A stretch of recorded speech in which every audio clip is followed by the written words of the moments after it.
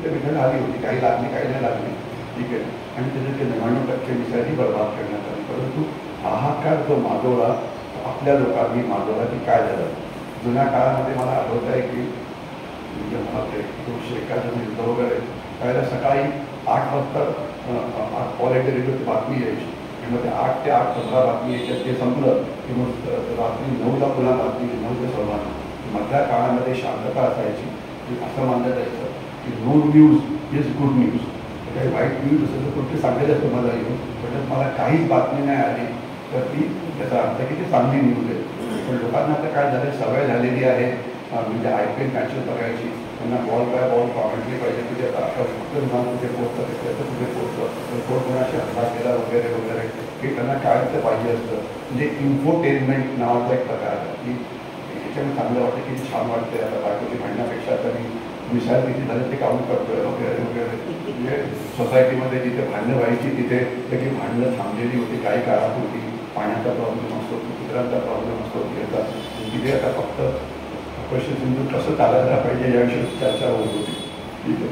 तर त्याच्यात आम्ही शोक पण आले होते की काही लोक जे स्ट्रीट पार्किंगमध्ये गेले होते का मॉलच्या तिथे 4 तास अडकलेले होते, त्याला बाहेर तिथे येता येणं ते नंतर एक्सपर्ट बनले होते की कुठल्या मिसाईल फायर करायला पाहिजे वगैरे. तर म्हणजे थोडक्यात म्हणजे लोकांना चांगलं वाटत होतं की बातमी खूप येत होती आणि आपल्याकडची वर्तमानपत्र मोस्टली जी TV मीडिया वगैरे जे आहेत ते प्रो गव्हर्नमेंट असल्यामुळे ते दाखवत होते की आपण जिंकतोय. आपलं म्हणजे काही झालं असं काही बातमी येतच नव्हत्या, म्हणजे काही आपलं नुकसान झाल्यावर बातम्या येतच नव्हत्या, ठीक आहे. तर हे लोकांना म्हणजे ती एक म्हणजे एक मजा येत होती. आणि मग आपल्याकडचे जे लोक आहेत त्यांना 3 प्रकारात वाटता येतात. एक म्हणजे त्याला म्हणायचं की BJPच्या बाजूने, RSSच्या बाजूने किंवा देशाच्या बाजूने त्यांची समजूत आहे की मोदी हे जादूगार आहेत आणि अमित शहा आहे म्हणजे हनुमान आहे काय जे काय असतील ते त्यांनी छू म्हणतात. कारण छू केलं की काय होतं, सगळे प्रॉब्लेम्स आहेत काय होतात. 370 कलर काढतात तर काश्मीरमध्ये शांत होतात. 370 कलर आणि काश्मीरचा असा संबंध नाही हो. 370 कलर काढलं तर चांगलं झालं, पण त्याला वाटतं की 370 कलर काढताना सगळ्या कसं मारले गेले तसं नसतं. दहशतवादी कसे तयार होतात, त्याच्यात रिक्रूट लागतात, त्याच्यात पैसे लागतात, त्यांना पेपर लागतात, ते थांबले आहेत का 370 कलरमुळे स्वतः काही संबंध नाही. ते करायला पाहिजे होतं, स्वतःवर पडले होते कश्मीरी लोक, परंतु त्याचा आणि दहशतीचा डायरेक्ट संबंध नाही आहे, आपल्याला कळायला पाहिजे. पण लोकांच्या मनात काही खुलसट कल्पना होत्या की आता हे गेला तर सगळं शांत झालं, ठीक आहे. तर तसं नसतं.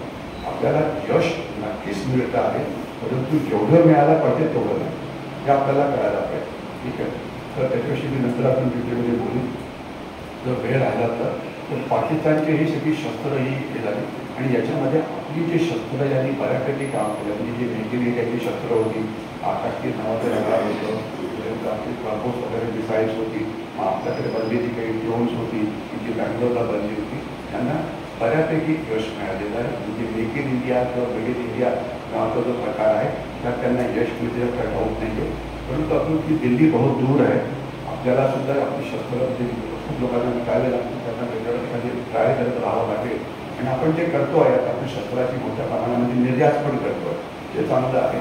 पण ही निर्यात अजूनही जास्त वाढायला पाहिजे. किती जास्त वाढायला पाहिजे, थोडक्यात उत्तर आहे चीनपेक्षा जास्त. इतकं साफ उत्तर तुम्हाला कोणी करणार नाही.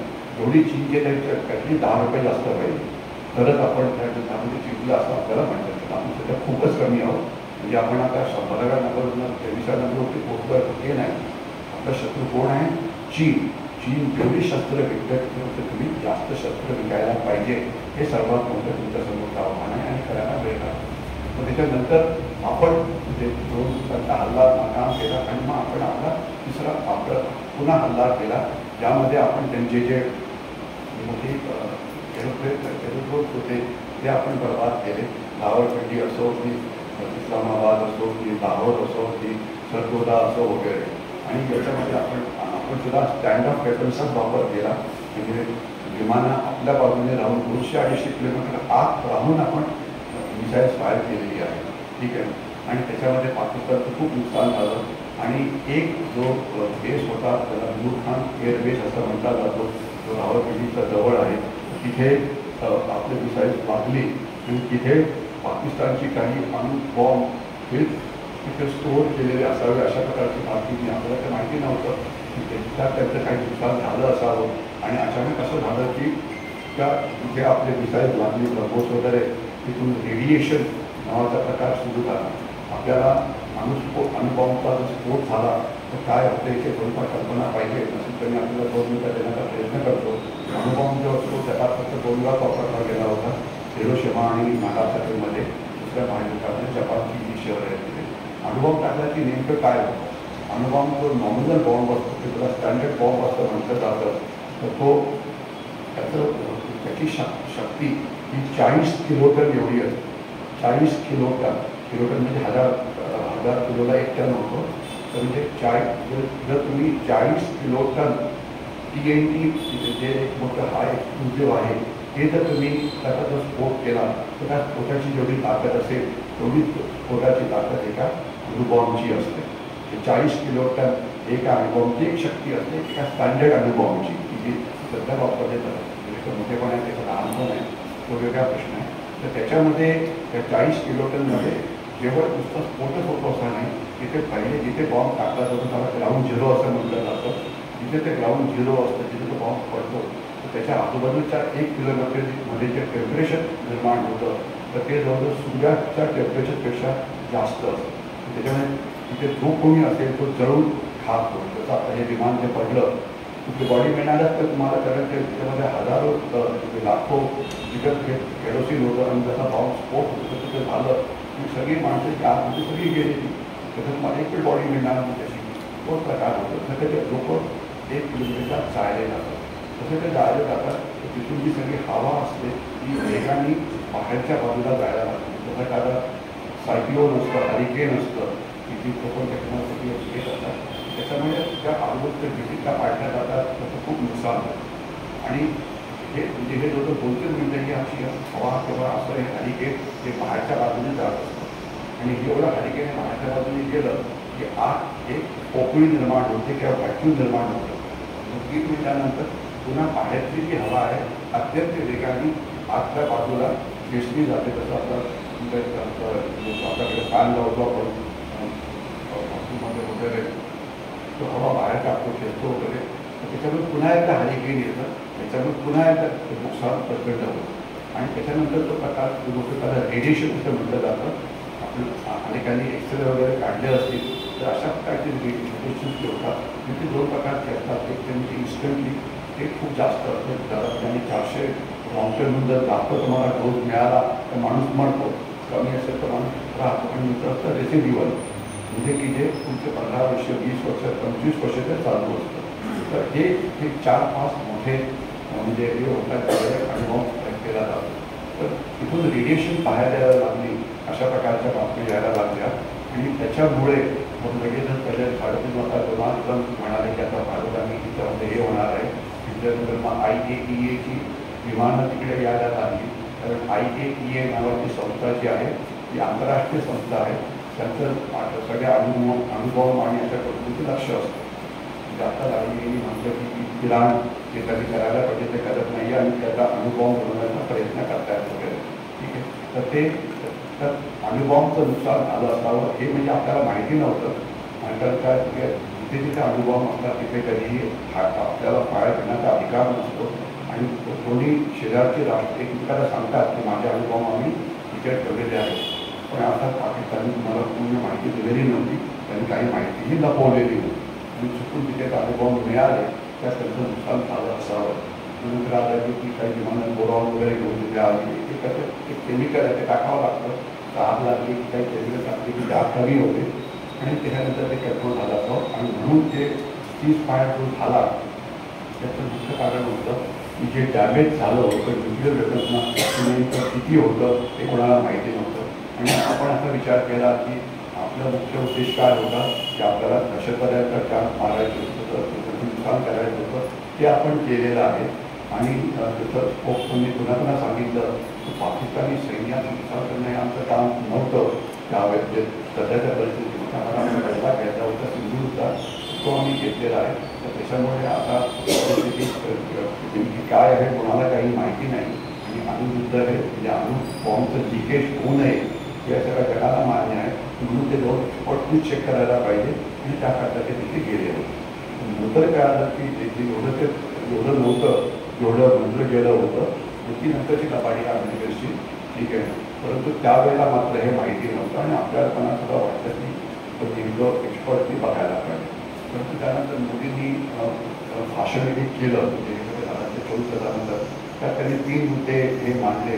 नंबर 1 मुद्दा होता की ऑपरेशन सिंधूर हे संपलेलं नाही आहे.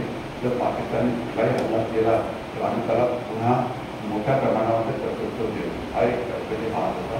दुसरं त्यांनी सांगितलं की ही जी अणुबॉम्बची भीती पाकिस्तान आम्हाला नेहमी देत असतो, तर आम्ही त्याच्या अणुबॉम्बची पर्वा करणार नाही, आम्ही तुमच्यावरती प्रतिहल्ला करतो.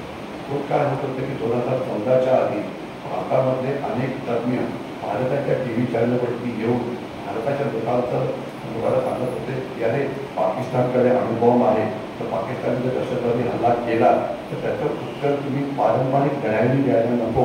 त्याचं कारण असं आहे की त्यांना राहत आला तर ते अणुबॉम्ब टाकतील आणि मग अणुयुद्ध सुरू होईल. म्हणजे पाकिस्तानच्या अणुबॉम्बला घाबरून आपण कुठलाही पारंपरिक हल्ला करायला तयार नव्हतो. परंतु आपल्या अणुबॉम्बला न घाबरता ते दहशतवादी हल्ले करत होते. म्हणजे हे बनवे सगळं हे होतं आणि आपलेच तज्ञ. आणि 2014च्या पहिले सगळे व्हिडिओ बघा, तर तुम्हाला मी पण पुष्कळ ठिकाणी दिसली नाही. त्यावेळेला मी काय म्हणतो ते मी त्यावेळेला पण म्हणतो की त्याच्याबरोबर बोलताय तर ते आपल्या अणुबॉम्बला घाबरत नाही, तर आपण सुद्धा त्याच्या अणुबॉम्बला घाबरायला नको, आपण सुद्धा प्रति हल्ला करायला पाहिजे. परंतु स्ट्रॅटेजिक दुसऱ्याच्या नावावरती तर देशाला दुःख बनवून चाललं होतं. तो अर्थात मोदी सरकार आला थांबलं. पूर्वी तर पुरीमध्ये पाकिस्तानी मोठा दहशतवादी हल्ला केला, त्याचा प्रत्युत्तर आपण दिलं तर करून त्याला आपण पाकिस्तानच्या अणुबॉम्बची पर्वा केली नाही. त्यानंतर पुलवामाला बालाकोटापासून हल्ला केला की त्याची पर्वा केली नाही. आपण पूर्णपणे झालं त्यावेळेला आपण पर्वा केली नाही वगैरे. तर आता अणुबॉम्बची जी गोटी आहे ती कायमची सगळी थांबलेली आहे, हे आपल्याला लक्षात यायला लागलं. आता पाकिस्तान नावाचा देश आहे, त्याच्याविषयी मी 2 मिनिटं बोलतो आणि मग नंतर मग आपण थांबवून मग काही प्रश्न घेऊया. तर आपल्याला कळायला काय पाहिजे की सध्या म्हणजे पाकिस्तानशी आपलं युद्ध जे आहे ते केवळ सीमेवरती सुरू नाही आहे. अनेक वेळा असं बोललं जायचं की पाकिस्तान तुम्हाला 3 फ्रंट वॉर लढायला भाग पाडतोय. म्हणजे जर तुमचं पाकिस्तानशी युद्ध झालं तर तुम्हाला चीनशी पण युद्ध करावं लागेल, कारण चीन तुम्हाला चूक बसणार नाही, चीन तुम्हाला त्रास द्यायचा प्रयत्न करेल. आणि त्याच वेळा भारताच्या जे दहशतवादी आहेत, नक्षलवादी आहेत, त्यांचे समर्थक आहेत, ते रस्ते बंद करून सुरू करतील आणि गडबड करून तुमच्या सैन्याला हालचाल करू देणार नाही. आपण सिलिगुडी कोणाला असतो की पुणे कॅन्टॉन्मेंट असतो, पुणे कॅन्टॉन्मेंटचे रस्ते जर बंद केले तर काय करणार तुम्ही, बाहेर कसं पडणार तिकडे लढाई करता, तर असं होऊ शकतं. परंतु आता मात्र आपण पाकिस्तानला 3 फ्रंट वॉर लढायला भाग पाडलेलं आहे. म्हणजे काय की ट्रेडिशनली पाकिस्तानचं जे त्याला 85% सैन्य हे भारत पाकिस्तान सीमेवरती असायचं, कारण त्यांना भारत हा सर्वात मोठा शत्रू होता. पाकिस्तानचा 15% सैन्य हे इतरत्र असायचं. आता तसं नाही आहे. आता 15 ते 20% सैन्य हे अफगाणिस्तान पाकिस्तान सीमेवरती आहे. पण ते अफगाणिस्तान बघू शकता 30-40% सैन्य हे भारत पाकिस्तान सीमेवरती आहे आणि 30-40% पाकिस्तानी सैन्य हे पाकिस्तानच्या आत जे वेगवेगळे दहशतवादी हल्ले सुरू आहेत, म्हणजे बलुचिस्तानमध्ये असो की मार्क्सिस्ट प्रॉव्हिन्समध्ये असो, त्यांच्या विरोधात दहशतवादी विरोधी अभियानामध्ये ते गुंतलेले आहेत. म्हणजे आता पाकिस्तानची अंतर्गत सुरक्षेची आव्हाने प्रचंड मोठी आहेत आणि दरवर्षी जवळजवळ 700 ते 800 पाकिस्तानी सैनिक हे मारले जातात दहशतवादी हल्ल्यामध्ये वगैरे. आणि आज पाकिस्तानची हालत एवढी खराब आहे की तुम्हाला वाडार नावाचं बंदर दिसेल आणि बघा तुम्ही ऑस्ट्रेलियाच्या जवळ वाडार नाव घातलेलं आहे. तिथून एक रस्ता तयार होतो, त्याचं नाव आहे सीपेक कॉरिडॉर, म्हणजे चायना पाकिस्तान इकॉनॉमिक कॉरिडॉर. हा जो कॉरिडॉर आहे, हा कॉरिडॉर तो बॉर्डरमधून बलुचिस्तानमधून असा प्रवेश करून चीनमध्ये जातात. तो चीनमध्ये जातो. जवळजवळ 4.5 किलोमीटरचा प्रवास आहे. तिथे आता सध्या हा रस्ता पाकिस्तानला वापरू शकत नाही. तिथे 50-60 अब्ज डॉलर्सची जी गुंतवणूक चीनने केलेली आहे ती जवळजवळ वाया गेलेली आहे.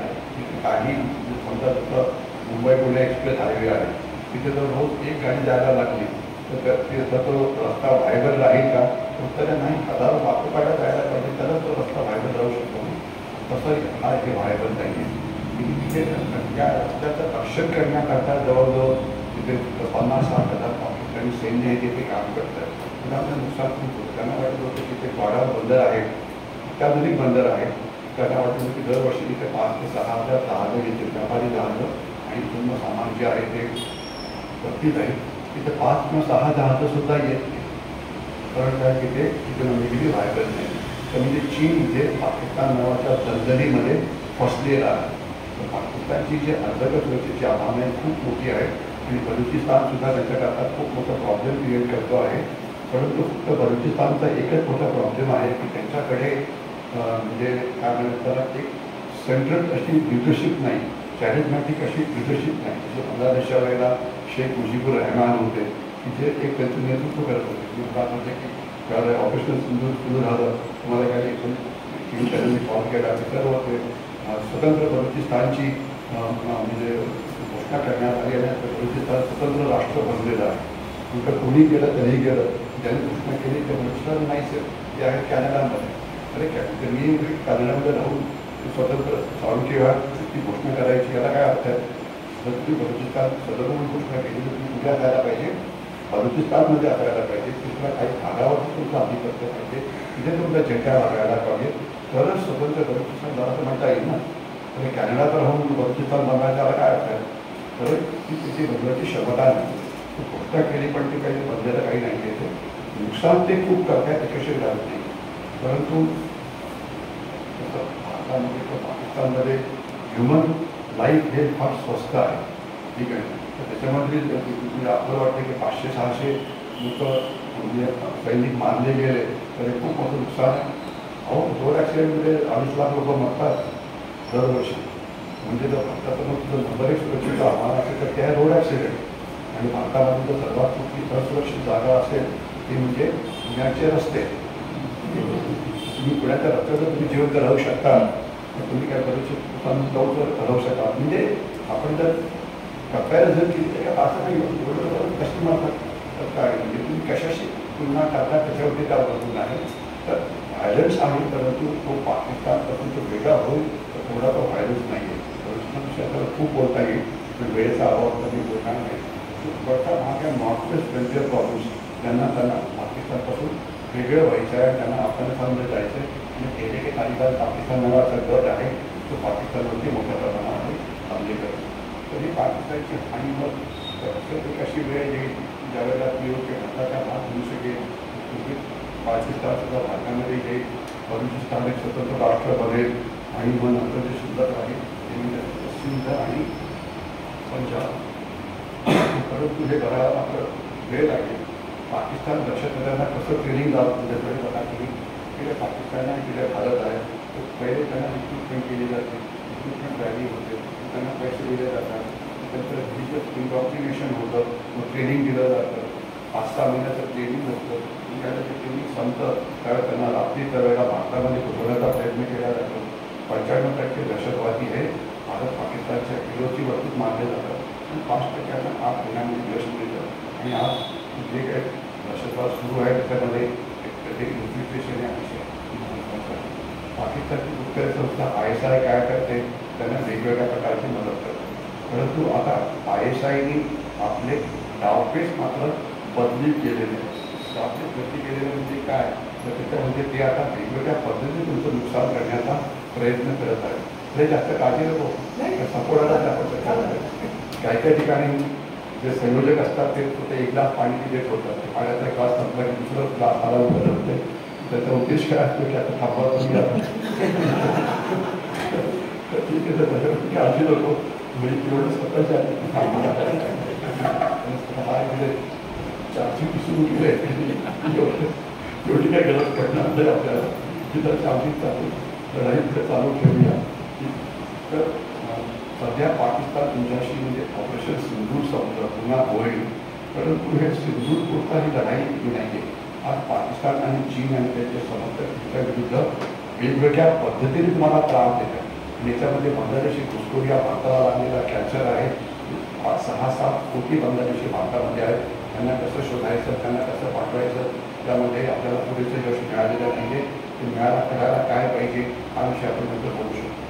नक्षलवाद किंवा माओवाद आता याच्यामध्ये अनेकांनी समजून झाले की अमित शहा म्हणाले की 2026 संपणार आहे आणि त्यांना आनंद झाला आहे. त्यांनी त्या दिवशी पहिले सुरू केलेलं आहे. तर इतका संपणार नाही कारण त्याला चीन संपू देणार नाही. काहीतरी कारण काढून त्याला जिवंत हे ठेवलंच आहे. त्याच्याशिवाय आता पाकिस्तानने त्यांची जी लढण्याची पद्धत आहे ती बदली केलेली आहे.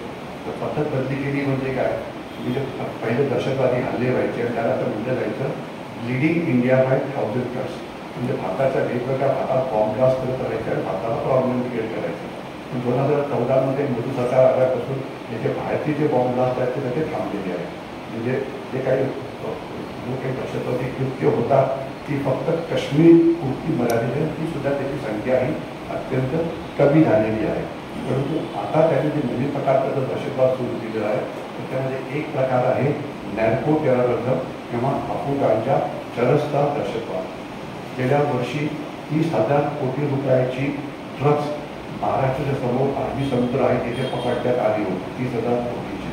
म्हणजे पंजाबमध्ये दरवर्षी 280 ते 290 ड्रोन्स पकडले जातात. त्याच्यामधून ड्रग्ज हे येत असतात आणि ज्यांना पोलिसांविषयी माहिती आहे जेवढं आपण पकडतो त्याच्यापेक्षा कितीतरी जास्त पटीने ड्रग्ज हे भारतात आलेले असतात आणि आज महाराष्ट्राच्या कुठल्याही मोठ्या शहरामध्ये ड्रग्ज तुम्हाला मिळू शकते.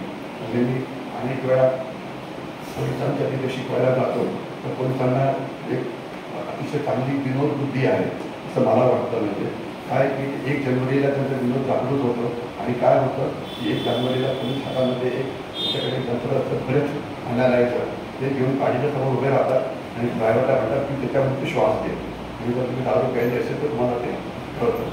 तर म्हणजे तुम्ही हे जे ब्रेक 1 जानेवारीला करता तर तुम्ही रोजच तुमचे ब्रेक आणायचं 5 स्टार हॉटेलच्या बाहेर का उभं करत नाही. तो 5 स्टार हॉटेलमध्ये येतो प्रमाणात काही श्वास हा आणि मग त्यांनी हा केलं की त्याला लगेच हातात पेट्या घालून त्याला पाठवावं लागेल. तर सगळे हे ट्रक ठेवून येतात.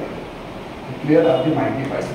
नाही तसं तुम्हाला करत नाही फक्त 1 जानेवारी करतं असतं वगैरे म्हटलं रोज करा की रोज मला 100 लोक पकडता येतील 5 स्टार हॉटेलमधून. कुठलीही उच्चभ्रू पार्टी झाली तरी ना कामकडे पार्टी झाली की तिथून तो बाहेर येतो आणि लगेच तुम्हाला असं ड्रग्जचं प्रमाण आहे. ते उच्चभ्रू पार्टीविषयी मोठे तुम्हाला त्याचा अर्थ कळायला लागेल तर ड्रग्जचं प्रमाण हे प्रचंड मोठं आहे.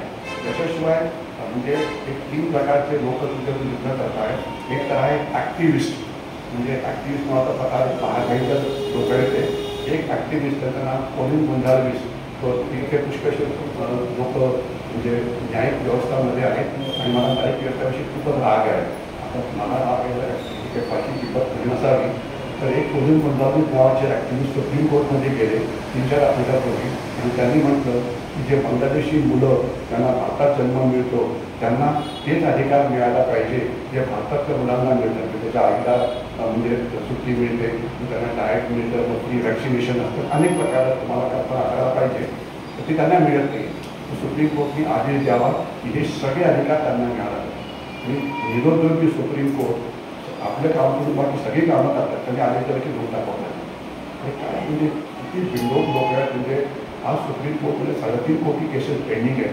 तर मी तिथे जर चीफ जज असं तुम्ही म्हटलं असतं की तुझा मुद्दा आपण विचार करूया पण तुझा नंबर वेटिंग लिस्टवरती 3.5 कोटी + 1 तुझं 3-4 हजार वर्षानंतर तुझा नंबर हा येऊ शकतो. तर प्रत्येक सुप्रीम कोर्टचा जज अजून काही केसेस ॲड करून जा. ठीक आहे तर मला थांबायला पाहिजे. तर हे ॲक्टिव्हिस्ट नावाचा प्रकार आहे. NGOज काही जिहादी आहेत, काही काही लेफ्टिस्ट आहेत आणि काही अँटी डेव्हलपमेंट आहे. हे डेव्हलपमेंट थांबवण्याचा प्रयत्न करतात. तर हा एक नवीन प्रकार आहे. आणि हिंसक आंदोलनं हा एक मोठा प्रकार आहे. काही पण कारण करायचं, रस्ता थांबवायचा, रस्ता थांबला प्रगती थांबते वगैरे. तर हे अशा प्रकारची लढाई जी ज्या सुरू आहे हे सगळं बोलायला लागलेली जी काय करते बाकीचं काय करत आहे ते कोणी तुम्हाला कल्पना असावी सोल्युशन काय असतं वेळेच्या अभावी तिथे सांगतो आहे.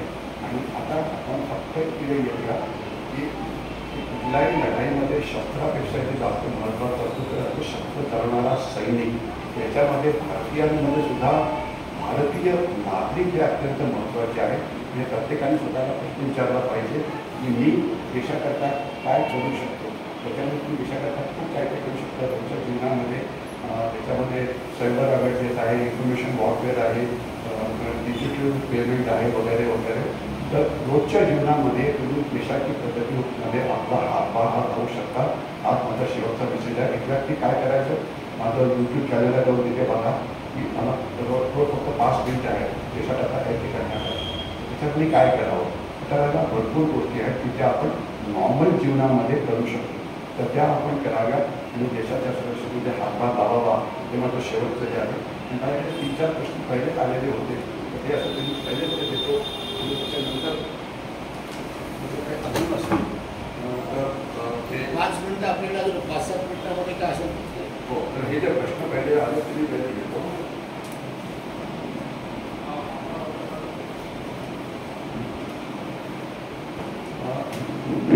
पहिला प्रश्न कुठे बंद करा, कटआउट पण करा. पहिला प्रश्न श्री नंदकुमार भोसले यांच्याकडनं आलेला आहे. ऑपरेशन सिंधू बेळगावमध्ये 26 नागरिकांचा बदला म्हणून पाकिस्तानवरती केलेला हल्ला पुरेसा होता की नाही, तर पुरेसा होतो की नाही, वेळेमध्ये चटणी किती असावी, गुड किती असावा. ते आता याचे दहशतवादी नोन ट्रेनिंग कॅम्प होते ते आपण बर्बाद केलेले. नोन ट्रेनिंग कॅम्प बर्बाद केल्या त्याचा कशाला संपला का, त्याचा अर्थ असा अजिबात नाही. ट्रेनिंग कॅम्प एक जागा आहे आणि माणसं जी असतात त्या पाकिस्तानमध्ये भरलेली आहे. परंतु तुम्ही पाकिस्तानचे 20-40% माणसं मारत नाही की जे गरीब आहेत त्यांनी ते दहशतवादामध्ये जाण्याकरता एक कॅन्डिडेट आहे. तो दहशतवाद थांबणारच नाही, तो उग्रवाद थांबत नाही, तो राष्ट्राची थांबत नाही, तोपर्यंत त्यांना मिळणारी मुस्लिम राष्ट्राची मदत थांबत नाही, तोपर्यंत हे दहशतवाद थांबणारच नाही. त्याच्यामुळे ही जी लढाई आहे ही एक क्लॅश ऑफ सिव्हिलायझेशन आहे. तिथे पुस्तक लिहिलं होतं हचिन्सननी की 2 संस्कृतीमध्ये ही लढाई चाललेली आहे. भारत विरुद्ध सुद्धा पाकिस्तान. एक ह्यामध्ये एक संस्कृती नष्ट होणार आहे तरच ती युद्ध थांबेल. तर ती पाकिस्तानची असावी अशी आपली अपेक्षा आहे, स्वतःची नसावी. तर दुसरं आहे की पाकिस्तान सरकार उघडपणे अणुबॉम्बवर इतर लष्करी कारवाईची धमकी देत असताना आपण त्यांच्या लष्करी तळावरती हल्ला का केला नाही. म्हणजे आपण आपलं लक्ष हे फक्त दहशतवादी कॅम्पवरतीच का ठेवलं, पाकिस्तानने त्याच्यावरती का केलं नाही. ते त्याचं एक मुख्य कारण असं आहे की ऑल आउट वॉर. आपण कुठलंही कृत्य करतो त्याच्यामध्ये गोळाबेरीज केली जाते की जर एस्केलेशन झालं तर त्याच्याकरता तुमची लढण्याची तयारी आहे की नाही. आणि त्याच्याकरता ज्या पद्धतीने चीन मदत करतो आहे हे करू शकतो. जर युद्ध लांबलं तर ते आपल्याला करणं ते म्हणजे होईल का. तर सरकारने लिमिटेड एड ठेवलेलं होतं ते सध्या फक्त दहशतवादाबद्दल बोलूया. तर जोपर्यंत पाकिस्तानला सरळ करण्याचा प्रश्न आहे त्याला काही वर्ष लागतील आणि त्याकरता करावं काय लागेल, तर त्याकरता तुम्हाला पाकिस्तानचं शेवटचं उत्तरात 3 तुकडे करावे लागतील. एक तुकडा म्हणजे बलुचिस्तान नावाचा सेपरेट देश, पाकिस्तानी ऑक्युपाईड काश्मीर भारतामध्ये, नॉर्थ वेस्ट प्रॉव्हिन्स आज आणि त्यामध्ये तर अफगाणिस्तानमध्ये. तर हे सगळं होण्याकरता सध्या आपण एक बहुआयामी युद्ध हे सुरू केलेलं आहे. त्याला इंग्लिशमध्ये मल्टी डोमेन वॉर असं म्हटलं जातं. त्याच्यामध्ये पाकिस्तान विरुद्ध आपला आर्थिक युद्ध सुरू आहे, इन्फॉर्मेशन वॉर सुरू आहे, ट्रेड वॉर सुरू आहे. आर्थिक युद्धामध्ये आपण पाकिस्तानचं कसं नुकसान केलं आहे हे सांगायला वेळ लागेल, पण त्यांचं आपण बऱ्यापैकी नुकसान केलेलं आहे हे लक्षात ठेवावं. आणि बलुचिस्तानमध्ये काय गडबड चाललेली आहे हे आपण जर बघितलं असेल, ती गडबड सुद्धा बऱ्यापैकी चाललेली आहे. पण ती अजून पाकिस्तानला जोडण्याकरता समर्थ नाही आहे. पण लो पॉइझनिंग तसं ते त्याच्यामध्ये गाण्याच्या वेळेला विषकन्या तसं आपल्याला ते करावं लागेल. म्हणजे पाकिस्तान ज्या वेळेला अमेरिकेने 1960ला फोडलं तर हे जवळजवळ 20-25 वर्ष चाललेलं युद्ध होतं. कालच इस्रायलने एक हल्ला केला होता इराणवरती. तर त्यांनी याची लढाई 8 महिने 9 महिने पहिले सुरू केली होती. म्हणजे हे लॉंग टर्म वॉर आहे. तर ते लॉंग टर्म वॉर आपण सुद्धा सुरू केलेलं आहे, चालू आहे. काही प्रमाणात यश मिळतं आहे, परंतु पाकिस्तान तर लवकर चुकणार नाही. कारण चीन आहे, मुस्लिम राष्ट्र आहे, त्यांना मदत करणारे लोक आहेत. तुमच्या आयुष्यातलं प्रथम मुश्किल होतं. दुसरं आहे भारतीय लष्करी सामुग्रीचे नुकसान झाले आहे का. आपल्याला कोणाला आयपीएलची मॅच नाही आहे, ठीक आहे, आपली विमानं पडली का, तर हो उत्तरा नक्कीच पडली, तसं करत नाही. पण आपण आपली विमानं पडली तरी सांगत नाही, कारण काय त्याच्यामुळे शत्रूला ॲनालिसिस करता येतं की त्यांची अँटी एअरक्राफ्ट डिफेन्स सिस्टीम किती चांगली होती, त्यांची क्षेपणास्त्र किती चांगली होती. तर हे विश्लेषण आपण त्यांना करू देत नाही. विमानं पडली सर काय डाऊट काय याच्यामध्ये, ठीक आहे ना. विमानं का पडली, कारण त्यांचे वैमानिक त्यावेळेला जास्त चांगले होते, त्यांचे डाव पैसे त्यांच्यापेक्षा जास्त चांगले होते. कोणीही घेण्यावर का अमृत प्यालं की सगळा राहायला तुम्ही जिंकणार, तसं नसतं ते, ठीक आहे. काहीतरी ज्यावेळेला विमान पडतं काहीतरी चूक झालीच असेल ना, ती झालीच आहे, त्यात काय डाऊट आहे. एअरफोर्समधून आपलं काय नाही करायला पाहिजे, ठीक आहे, सिंपल गोष्ट आहे ती. परंतु लढाईमध्ये नुकसानही होणारच. मुख्य उद्देश काय आहे की तुम्ही तुमच्यासमोर तो उद्देश ठेवला तो हासिल झाला का, तर तो आपण बऱ्यापैकी हासिल केला आहे एवढं समजणं महत्त्वाचं आहे. आणि दुसरं असं असतं की अनेक वेळा जी म्हणजे सिनियर माणसं असतात किंवा एक्सपिरियन्स माणसं असतात, तर त्यांचा सर्वात मोठा प्रॉब्लेम असतो handicap by their own experience. म्हणजे एक्सपिरियन्स तुमचा सर्वात मोठा हँडिकॅप असतो की तुम्ही बाजार सकाळी म्हणजे तुम्ही असं करायचं, तुम्हाला वाटतं की हे असंच करायला पाहिजे, तसं नसतं. युद्ध परिस्थिती, युद्धनीती, युद्ध लढण्याच्या पद्धती अत्यंत वेगाने बदली होत आहेत आणि त्याप्रमाणे तुम्हाला बदली व्हायला पाहिजे. म्हणजे जर एअरफोर्सला वाटत असेल की आमच्याकडे अत्याधुनिक अजून विमानं पाहिजे तर ते चुकीचं आहे. तुम्ही त्याच्यामध्ये ड्रोनचा वापर करा, जिथे तुम्ही अॅवॅकचा वापर करा. तर नेव्हीला पाहिजे असेल की आम्हाला थर्ड एअरक्राफ्ट कॅरियर पाहिजे, अजिबात नको, तुम्ही आता क्षेपणास्त्र घ्यायला पाहिजे वगैरे वगैरे. म्हणजे आता अत्याधुनिक तंत्रज्ञान, कमी किमतीचं तंत्रज्ञान याप्रमाणे तुम्हाला लढाई पद्धती वेगाने बदली होते आहे. आणि काही काही आपल्याकडे तज्ज्ञ आहेत ते म्हणतात की आता तिसरं महायुद्ध सुरू होणार का. अरे तिसरं महायुद्ध सुरू होऊन इतके वर्ष झालेली आहेत, ते कुठल्या युद्धाची तुम्ही वाट पाहत आहे. आणि आता महायुद्ध सुरू नाही आहे, आता लोकांना म्हणजे आपापसात लढत आहे. म्हणजे आज या क्षणी 60 ठिकाणी युद्ध सुरू आहे. महायुद्धामध्ये काय होतं, 2 सेपरेट बाजू होत आहेत, एक जर्मनी आणि इटली एका बाजूला आणि दुसऱ्या बाजूला येतं. आता तसं नाही आहे, कोणी कुठेही केव्हाही कधी लढतं आणि कोणी कुठे केव्हाही कोणी जिंकत असतं. म्हणजे अतिशय भयंकर अशी परिस्थिती आहे, टर्बुलंट अशी परिस्थिती आहे. म्हणजे एक त्याचं उदाहरण द्यायचं म्हटलं की जे आपलं यश आहे, आपण काय करतो आहे तर आपण जे काय म्हणतात त्याला क्रूड ऑइल आहे, जे कच्चं तेल आहे, ते आपण रशियाकडनं विकत घेतो, ते साफ करतो आणि ते विकतो कोणाला, युरोपला. आणि युरोप कोणाशी लढतं आहे, रशियाशी. आपण ॲम्बिशन सप्लाय करतोय, रशियाला पण करतोय आणि युक्रेनला पण करतोय. भारत फोर्ज नावाची कंपनी आहे, करायला पाहिजे, आपण नाही करत आहे. म्हणजे ते करणारे आपण फक्त त्यांना समोरच देतो आणि बाकीचं भरायचं काम हे करतात, स्टॅम्पचं काम पोलंड करतात, ठीक आहे. पण ॲम्बिशन जाते आपली. तर आपण कुठल्याही परिस्थितीमध्ये आपण आपल्या राष्ट्रीय हिताचं रक्षण कसं करू शकतो हा महत्त्वाचा मुद्दा आहे, जे आपण बऱ्यापैकी करतो आहे. नुकसान झालेलं आहे तर काही डाऊट नाही. ऑपरेशन सिंदूरमध्ये जब हमारी सेना डोमिनेट कर रही थी वो क्यों रोका गया, पीओ के को लिस्ट में क्यों नहीं लाया गया वगैरह. पीओ केला क्या, अरे ते 20 कोटी मुसलमान आहेत, तुम्हाला सांभाळता येत नाही आहे. बँड जिहाद तुम्हाला सांभाळता येत नाही आहे. लव जिहाद तुम्हाला सांभाळता येत नाही आहे. 8 कोटी बांगलादेशी इथे आलेले आहेत, मोदीला घेऊन 12 वर्ष झालेले आहेत, तुम्ही 4000 लोक पकडलेले आहेत. गणित चांगलं असेल तर 8 कोटीमध्ये 4000 कमी करा. काय केलं तुम्ही, अशा पद्धतीने तुमच्या नातूच्या पणतूच्या काळात सुद्धा चालणार नाही ते, पणतूच्या काळातले म्हणतो तुम्ही. तर हे म्हणजे बांगलादेशी जायला पाहिजे सगळ्या जगाला माहिती, मोदी नाही माहिती, अमित शहाना माहिती, पण जात नाही होते. आणि ते कसे जायला पाहिजे मी सांगू शकतो. याच्यामध्ये म्हणजे त्यातल्या अनेक लोकांचा संबंध डायरेक्टली मोदींशी असेल किंवा अमित शहाशी असेल किंवा मोठ्या माणसांशी असेल, त्यांना सांगायला पाहिजे जर तुम्हाला बांगलादेशी पकडायचे असतील तर बांगलादेशींना शोधण्याचं काम पोलिसांचं असतं, जे त्यांना बाकी इतरांमध्ये होऊ शकते. आणि जे ॲक्च्युली जे चेक करतात त्यांना इन्व्हेस्टिगेटिंग ऑफिसर असं म्हटलं जातं की जे प्रत्येक परिस्थितीमध्ये 2 किंवा 3 असतात. 2-3 लोक हे अतिशय अपुरे असतात, त्यांना काम करायला वेळ मिळत नाही आणि काम खूप जास्त आहे मग ते काहीच काम करत नाही. अनेक जण 2 प्रकार आहे, काम इतकं जास्त की काहीच नाही करायचं, ठीक आहे. थांबायचा मला इशारा मिळालेला आहे, वेळेचं पण आहे. तर एवढं सांगायचं आहे की आपल्याला पोलिसांची संख्या, इन्व्हेस्टिगेटिंग ऑफिसर संख्याही वाढवायला पाहिजे. आपण 2 मिनिटं शॉर्ट म्हणजे तुम्हाला सगळ्यांची उत्तरं दिली असं वाटेल. तर म्हणून योग्य वगैरे त्यांना करू नका, ते काही इथे सांभाळायला पाहिजे असं माझं मत आहे. मोदींनी सांगितलं की हा सर्वेग्राम आहे, पूर्णग्राम नाही आहे, चालू आहे की नाही. ऑपरेशन सिंधूर हे चालू आहे. थोडीफार बलुचिस्तानला करतो, थोडीफार आपण नॉर्थ वेस्ट कडचे पॉलिसला करतो. आर्थिक युद्ध सुरू आहे. पाकिस्तानला आपण जगामध्ये बदनाम करण्याचा प्रयत्न करतो आहे. परंतु त्यामध्ये जेवढं यश मिळालं पाहिजे तेवढं यश मिळालेलं नाही आहे. म्हणजे असं दिसतं की पाकिस्तानला सध्या पाकिस्तानचे जे चीफ ऑफ आर्मी स्टाफ आहेत त्यांना अमेरिकेमध्ये बोलवलेलं.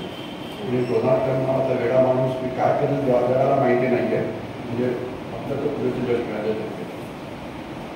झेलम आणि चिनाब हा पहिला एकच ओळ होती. झेलम आणि चिनाबचं पाणी रोखण्याचे परिणाम काय होते? परिणाम नक्कीच होतो आहे. म्हणजे खास तर पावसाळ्याच्या वेळेला मोठ्या नद्यांचं पाणी आपण थांबवू शकत नाही. ब्रह्मपुत्रा असतो की गंगा असतो. उन्हाळ्याच्या वेळेला थांबवलं की त्यात पाणी कमी पडतं आणि तो पाकिस्तानवरती परिणाम नक्कीच झालेला आहे. 3-4 महिने तरी तिथे प्रॉब्लेम होणार आहे. त्यांची अन्न सुरक्षा ही धोक्यामध्ये आली आहे. आणि भारताची शस्त्रसज्जता वाढली आहे का? याचं उत्तर आहे की आर्थिक समजूत असते ते पांढरा रंग असतो आणि एक काळा रंग असतो. काय असतं? एक पांढरा किंवा आहे झाली आहे की नाही तर उत्तर आहे हो की नाही. तसं नाही. काही ठिकाणी झाली आहे, काही ठिकाणी झालेली नाही आहे. म्हणजे जी नवीन संकल्पना आहे ड्रोन्स आहेत त्याच्यामध्ये बऱ्यापैकी झालेली आहे. कन्व्हेन्शनल शस्त्र झालेली नाही आहे. पण मेक इन इंडियामध्ये पुष्कळशी शस्त्र तयार होत आहे. परंतु सगळी शस्त्र बनवायला अजून वेळ लागेल. पण ते नक्कीच यश आहे. त्याकरता बनवून परिकरांचं कौतुक करायला लागेल. आधुनिकता किती आलेली आहे तर त्याचं उत्तर पाकिस्तानच्या थोडीशी कमी, चीनपेक्षा पुष्कळ असतं. अजून आपल्याला पुष्कळ करावं लागेल. टेक्नॉलॉजी ज्याचा सुरक्षित व्हावं. टेक्नॉलॉजी आपण जी हाय एंड टेक्नॉलॉजी आहे ती आपण बऱ्यापैकी तयार करतो. म्हणजे आर्टिफिशियल इंटेलिजन्स असो की ड्रोन्स असो की हे असो. परंतु आजकाल संबंध हा हाय एंड टेक्नॉलॉजीचा नसतो. आजकाल संबंध असतो अफोर्डेबल टेक्नॉलॉजी. ठीक आहे ना. जर तुम्ही 10 लाखाचं मिसाईल 10 कोटीचं मिसाईल फायर करून बघायचं म्हटलं त्याला काही अर्थ नाही ना. तुम्ही त्याला लेझरची फायर करा तर काहीतरी कमी किमतीने फायर करा. ते संशोधन आपलं बऱ्यापैकी सुरू आहे. त्याच्यामध्ये आपल्याला इस्रायलची मदती पुष्कळ मिळते आहे. आणि बहुतेक सगळी आपली जी शस्त्र आहे ती सगळी टेक्नॉलॉजी ट्रान्सफरची आहे. समाजाचे कर्तव्य काय असावे हा एक प्रश्न महत्त्वाचा आहे. आणि स्वतःला विचारा की मी देशाकरता काय करू शकतो. देशाकरता पाणी वाचवा, देशाकरता वीज वाचवा, देशाकरता डिजिटल पेमेंट करा, देशाकरता शेतकऱ्यांना आमदार विकत द्या, देशाकरता इन्फॉर्मेशन वॉरियर बना, देशाकरता पाकाचं रक्षण करा, मुलीचं रक्षण करा, आधाराचं रक्षण करा. सर्वात महत्त्वाचं आणि हा मुख्य मुद्दा आहे की तुम्ही ज्या ज्या क्षेत्रात काम करता आहात त्या त्या क्षेत्रामध्ये तुम्ही जागतिक दर्जाचे बना. जागतिक दर्जाचे. आणि तुम्ही जागतिक दर्जा म्हणजे काय? तुम्ही चिनी नागरिकांपेक्षा त्या क्षेत्रात जास्त चांगलं असायला पाहिजे. तर तुम्ही विद्यार्थी असाल तर सर्वश्रेष्ठ विद्यार्थी अर्जुनाला म्हटलं जातं. तुम्ही अर्जुनाच्या पुढे जायला पाहिजे. अर्जुनाच्या पुढे जाऊन अमेरिकेत नाही जायचं तर भारतात थांबायचं. तर तुम्ही शिक्षक असाल तर तुम्ही द्रोणाचार्याच्या पुढे जायला पाहिजे. द्रोणाचार्यांना सर्वश्रेष्ठ शिक्षक समजला जातो. परंतु ते इथे राहायला पाहिजे. आणि जर सायंटिस्ट असाल तर काय म्हणजे अतिशय उच्च दर्जाचे सायंटिस्ट व्हायला पाहिजे. कारण अजूनसुद्धा वर्ल्ड लेवलला आपण अनेक ठिकाणी पोहोचलो नाही. फक्त 2-3 आपले उद्योगधंदे तुम्ही BMSमध्ये आहात. 2-3 उद्योगधंदे जिथे आपण वर्ल्ड लेवलला आहोत. एक तर ऑटोमोटिव्ह सेक्टर आपण वर्ल्ड क्लास आहोत. सॉफ्टवेअरमध्ये आपण वर्ल्ड क्लास आहोत. आणि काही स्टार्टअपमध्ये आपण वर्ल्ड क्लास आहोत. पण जवळजवळ 80-90% क्षेत्रामध्ये आपण जगाच्या अत्यंत मागे आहोत. चीन कुठलाही पदार्थ आपल्यापेक्षा 30% कमी किमतीत बनवतो. तर आपलं एम काय असायला पाहिजे? पुढच्या 5-6 वर्षामध्ये तुम्ही चीनपेक्षा स्वस्त किमतीने सामान बनवा जे चीन बनवतं. त्याकरता काय करावं पाहिजे? करावं सुरुवातीला आजपासून. ठीक आहे.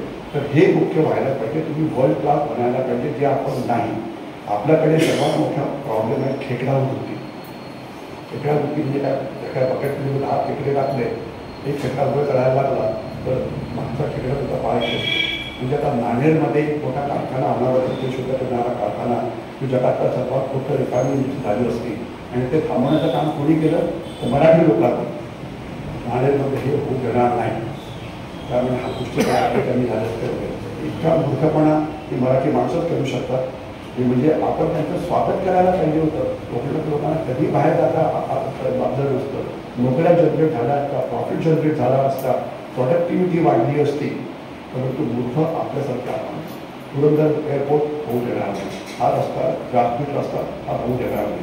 म्हणजे डेव्हलपमेंट ही कशी थांबायची हे आपण शिकावं. कारण काय त्यांना बेसिकली जमिनीत आता अजून जास्त पैसे कमवायचे. जमिनीमध्ये काही येत नाही आहे, गुंतवणुकीशी काय होतं, काहीच होत नाही. पण इतकेसे वाढत ठेवलेलं आहे की नुकसानाची छोटी पब्लिक एक्स्ट्रा करतो.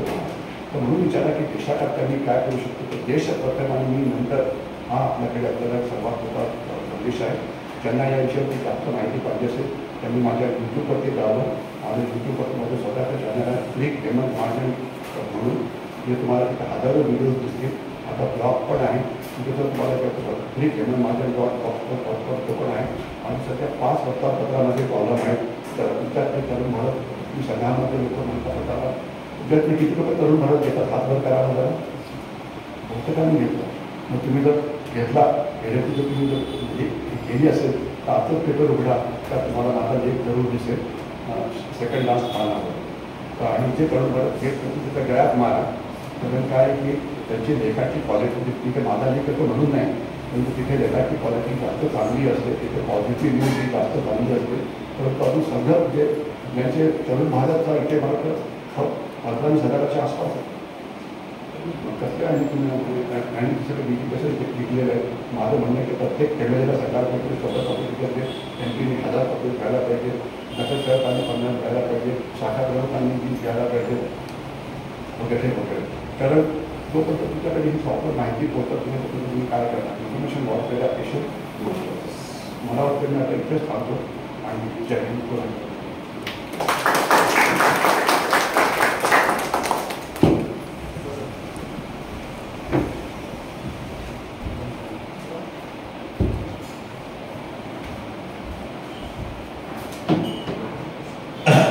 गेले जवळपास गेले जवळपास दीड तास आपण महाजन साहेबांचं अत्यंत उपयुक्त माहितीपूर्ण आणि सर्वांना त्याच्यामध्ये खरं तर रस निर्माण झाला. आता आणखी ऐकावं पण आपल्या वेळेची मर्यादा असल्यामुळे मलाही त्यांना थांबवणं थोडं मुश्किल होतं. पण म्हटलं की थोडंसं शॉर्टमध्ये तुम्ही केलं तर बरं होईल आणि त्यांनी त्या ठिकाणी केलं. ऑपरेशन सिंदूर आणि ओव्हरऑल भारताची सुरक्षा व्यवस्था हा एक खूप व्यापक विषय आहे आणि त्याच्या अनेक डायमेन्शन्स त्यांनी आपल्या या बोलण्यातून आपल्या सगळ्यांच्या समोर आणले आहे. ऑपरेशन सिंदूर हे निमित्त होतं पण या निमित्तामुळे भारत देखील काय काय करतो हे देखील आपल्याला कळलं आणि भारताच्या समोरचं जे आव्हान आहे ते देखील किती मल्टी ज्याला म्हणतात की टास्किंग आहे. वेगवेगळ्या प्रकारची आव्हानं आहे आणि भारताचं युद्ध केवळ पाकिस्तान बरोबर नाही आहे तर किती लोकांबरोबर आहे. या सगळ्या विषयाची व्यापकता आपल्या या सगळ्यांना या त्यांच्या या मार्गदर्शनामुळे मिळाली. मी आपल्या या कार्यक्रमासाठी मान्य महाजन साहेब आले. गेल्या आठवड्यामध्ये त्यांना मी फोन केला होता. आपले Balasaheb Desai advocate S N Desai मुंबईचे आहेत. आपली एक संस्था आहे फिक्स नावाची फोरम फॉर इंटरनॅशनल सिक्युरिटी. तर असं ते काम करतात आणि अनेक सर्व जी मंडळी आहेत जे सैन्यामध्ये ज्यांनी अधिकारी आणि अनेक वर्ष काम केलं आहे अशी सर्व मंडळी त्यांच्या संपर्कात आहे आणि सगळ्या विचारातून विचारांची देवाणघेवाण आपली होत असते आणि चांगल्या सूचना आणि या सर्व आपल्या या सरकारला देखील मंडळी करत असतात. तर त्यांच्या माध्यमातून त्यांचा संपर्क मिळाला आणि आम्ही त्यांच्याशी बोललो. त्यांनीही लगेच आपल्या या कार्यक्रमाला याची मान्यता दिली. ते अनेक वेळेचे ते सैन्य अधिकारी असल्यामुळे वेळेचे पर्टिक्युलर आहे. आपल्या सगळ्यांनाही मी आग्रह केला होता आणि आपलं स्वतः वेळेवर सुरू झालं. त्यांचं बोलणं आपल्याला ऐकण्यासारखं खूप आहे पण वेळेची मर्यादा असल्यामुळे मी त्यांना थांबवलं. त्याबद्दल मी त्यांची दिलगिरी व्यक्त करतो. ते या ठिकाणी आले त्यांनी आम्हाला खूप छान मार्गदर्शन केलं. भारतीय मजदूर संघ महाराष्ट्र प्रदेशाच्या वतीने मी त्यांचे आभार व्यक्त करतो. जरा आपलं पुस्तक माझी जी 4 पुस्तकं आहे मी आपल्याला प्रेझेंट करतो. हे पुस्तक आहे माओवादाचे आव्हान. फोटो घ्या. आहे बांगलादेशी घुसखोरी. बहुतेक सगळी पुस्तकं तुम्हाला भारतीय विचारधारणा इथे मिळेल. ठीक आहे आणि तिथं मिळतील 5-6 पुस्तकं चीनचं पुस्तक आहे. सागरी सुरक्षा एक लेखन पुस्तक झालेलं होतं. हे पुस्तक स्वातंत्र्यवीर सावरकर स्मारक जे आहे तिथे तुम्हाला मिळेल. ते ॲड्रेस दिलेलं आहे. पण मला ते पाठवू शकतात. ही सगळी देशाच्या सुरक्षेवरची पुस्तकं जरूर बघा जरूर वाचावं. काही जणांनी आवर्जून खरेदी करून वाचावे अशी सगळी पुस्तकं आहेत. एकदा पाहायला घेऊ आणि विचारसाधना आपल्या जवळच आहे. आपल्या या कार्यक्रमावर ते आले आणि त्यांनी आम्हाला मार्गदर्शन केलं. आमच्याकडनं पण एक छोटीशी भेट. आमचं दत्तोपंत ठेंगडी जे आमच्या मजदूर संघाचे संस्थापक, त्यांनी सामाजिक क्रांतीची वाटचाल आणि बाबासाहेब आंबेडकर एक सामाजिक समरसता विषयाचं पुस्तक आहे. मी या ठिकाणी त्यांना